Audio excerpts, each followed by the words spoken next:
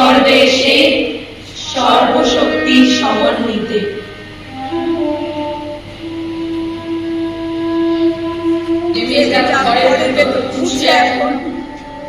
যে মেয়েটা পথের ওপর লুকিয়ে আছে, আর ছেলেটা অষ্টপ্রহর মুখে আর